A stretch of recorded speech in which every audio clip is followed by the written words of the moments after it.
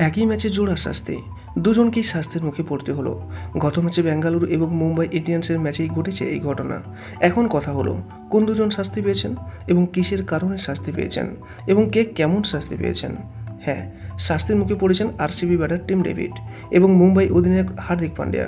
প্রথমত Tim David, তিনি যে নিয়ম ভেঙেছেন তা হলো ডেভিড আম্পায়ারদের সিদ্ধান্ত অমান্য করেছেন। ঘটনাটি ঘটেছে 18তম ওভারে। হার্দিকের একটি বলে বড় ছক্কা হাঁকিয়েছিলেন টিম ডেভিড। সেই ছক্কার পর মাঠের আম্পায়াররা বল পরিবর্তন করেছিলেন। সেই পরিবর্তন করা বলটি টিম ডেভিড হাতে নিয়ে রহস্য করতে থাকেন, হাতে বলটি নিয়ে নাচাতে থাকেন।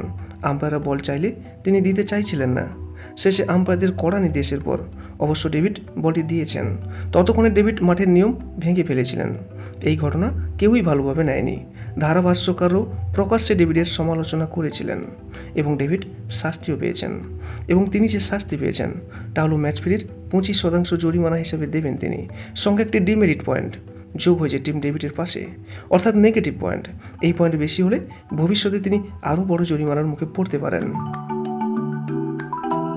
এবার আসা যাক হার্দিক পান্ডিয়া কী শাস্তি পেয়েছেন এবং কেন পেয়েছেন।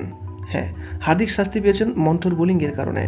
আইপিএলে নিয়ম রয়েছে যে নির্দিষ্ট সময়ের মধ্যে খেলা শেষ করতে হবে, তা না হলে শাস্তি অনিবার্য। এক্ষেত্রেও সেই মন্থর বোলিংয়ের কারণে খেলা শেষ হতে দেরি হয়েছে, আর যে কারণে শাস্তি পেয়েছেন ক্যাপ্টেন হার্দিক পান্ডিয়া। এবং হার্দিককে 12 লক্ষ টাকা জরিমানা করা হয়েছে।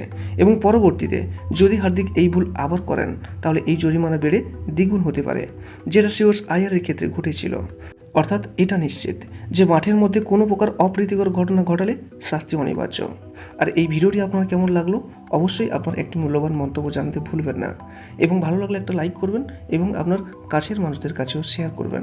এবং নিয়মিত এরকম আপডেট পেতে আমাদের এই চ্যানেলটিকে অবশ্যই সাবস্ক্রাইব করে রাখবেন।